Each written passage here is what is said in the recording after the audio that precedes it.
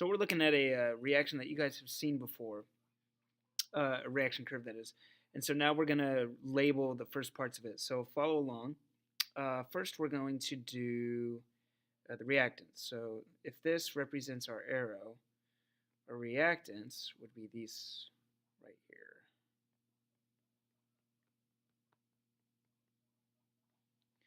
Now we need to label our products. So that would be this side right over here.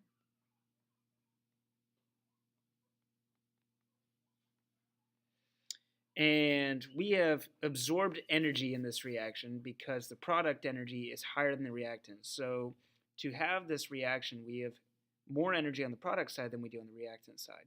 So we're going to label this as energy absorbed.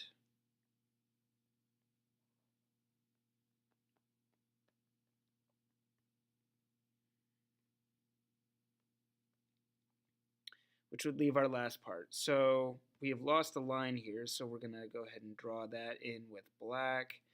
And this is our key topic of today, is this guy right here, the camel's hump. So this would be the activation energy. And what we're going to look at is how reaction rates can be influenced by changing this activation energy.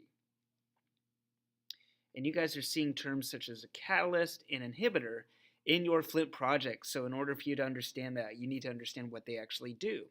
So we have established that the curve on the right that we just labeled has absorbed energy. So is that endo or exothermic?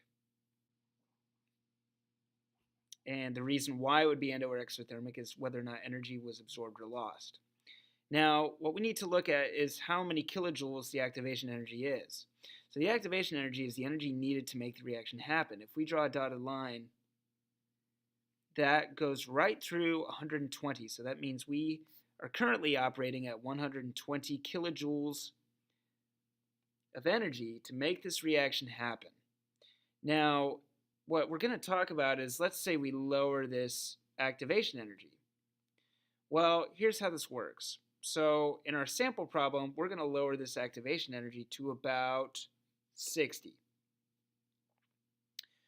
So if we look at 60, 60 is right about here. So what we're going to do is we're going to draw ourselves a new curve. We're going to do that in red. And we start at the same initial energy of reactants. The activation energy is very, very low. So it's at 60. And then our reaction happens. Now, what this means is that this changes the rate of the reaction. So here's our example. If we're running up a hill and start a little runner. If we're running up a hill and we have to go up a steeper hill, we're going to go slower. If our hill is not as steep like it is here, let's change that curve a little bit. If it's not as steep, then we're going to go faster. That's examples in chemistry. A catalyst is something that speeds up a reaction. So when that activation energy goes down, so when AE goes down, a catalyst is speeding up the reaction. So catalysts speed up reactions because the activation energy is lowered. And so now what we're going to look at is that question again. So if we go back, if we lower it to 60 kilojoules, then that would be faster. The reaction will be faster. Why? That's a lower activation energy. Now, we call this a catalyst. Well, on the other hand, what happens if we raise this activation energy? So if we go back over here and we get rid of this, actually, we can keep that. What we're going to do is use a different color. Let's use blue. So here's our runner. Now, our activation energy is actually even higher. So let's say we raise it to, oh crap.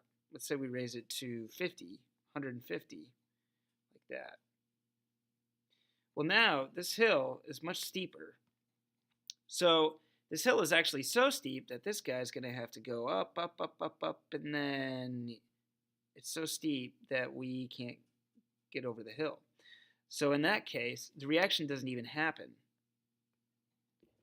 So we don't even get to the products. Well, when we stop a reaction or inhibit a reaction from happening because we raise the activation energy, this is called an inhibitor. Inhibitors are used all the time in the food industry. They're used to prevent fermentation in certain foods. And they're also used in municipal tap water to prevent your pipes from corroding. So if the activation energy is raised, then the reaction will either slow down or stop.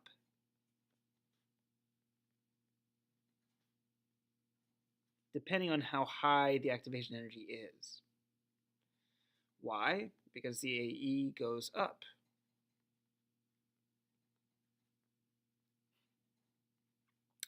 We call these inhibitors.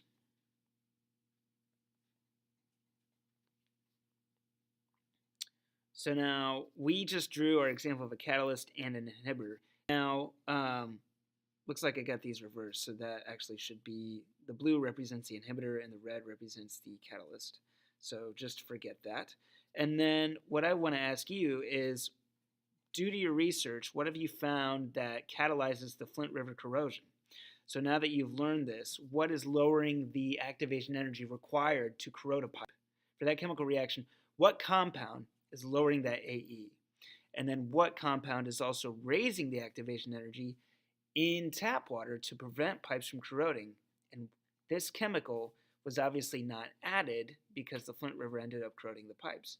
So as you do your research, you should now be able to identify what was the inhibitor and what was the catalyst based on what stops corrosion and what speeds it up.